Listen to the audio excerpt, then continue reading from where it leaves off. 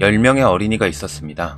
그 중에 9명의 어린이는 심성이 착하고 친구를 소중히 여길 줄 아는 그런 아이들이었습니다. 그런데 유독 한 명의 어린이만 그들과 좀 달랐습니다. 욕을 입에 달고 살았고 틈만 나면 약한 친구를 괴롭히는 그런 나쁜 아이였습니다.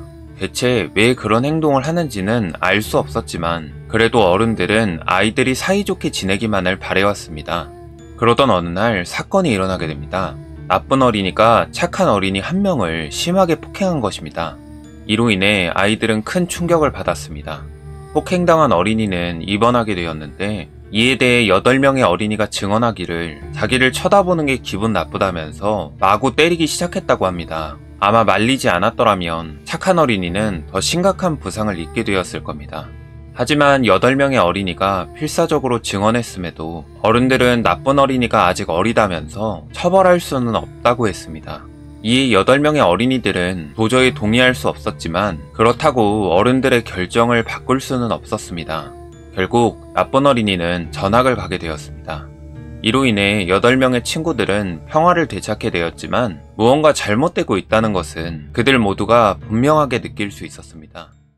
어느덧 시간은 흘러가서 9명의 어린이들은 모두 성인이 됐습니다. 다행히도 8명의 어린이들은 올바른 가치관을 가진 성인으로 잘 자랄 수 있었습니다. 그런데 이게 어떻게 된 일일까요? 한 명의 어린이는 여전히 사악했고 다른 사람을 괴롭히며 살고 있었습니다. 사람들은 그를 깡패라고 불렀는데 이미 감옥에도 여러 번 다녀왔지만 오히려 더욱 포악해진 것 같았습니다. 이때 8명의 친구들은 직감하게 됩니다. 그를 다시 되돌리기에는 너무 늦었다는 사실을 말입니다. 그리고 고작 한 달쯤이 흘렀을 때 7명의 친구들은 장례식장에서 모이게 됩니다. 가장 성실하고 착했던 친구 한 명이 깡패가 되어버린 친구에게 잔인하게 살해당한 것입니다. 성실한 친구는 음식점을 하고 있었습니다. 그런데 어느 날 연락도 없이 깡패 친구가 찾아왔다고 합니다. 그리고는 요즘 잘 나간다는 소문을 듣고 왔다면서 다짜고짜 돈을 빌려달라고 했다는 겁니다. 당연히 성실한 친구는 요청을 거절했지만 깡패 친구는 끈질기게 찾아와서는 돈을 안 빌려주면 가게를 접게 해줄 수도 있다면서 성실한 친구를 협박했다고 합니다. 이에 성실한 친구는 참다가 너 그렇게 남 괴롭히고 살면 벌 받는다고 제발 정신 좀 차리라고 외쳤다고 합니다. 그리고는 비극이 일어난 것입니다. 깡패 친구가 품 안에 있던 흉기를 꺼내서 성실한 친구를 찔렀던 것입니다.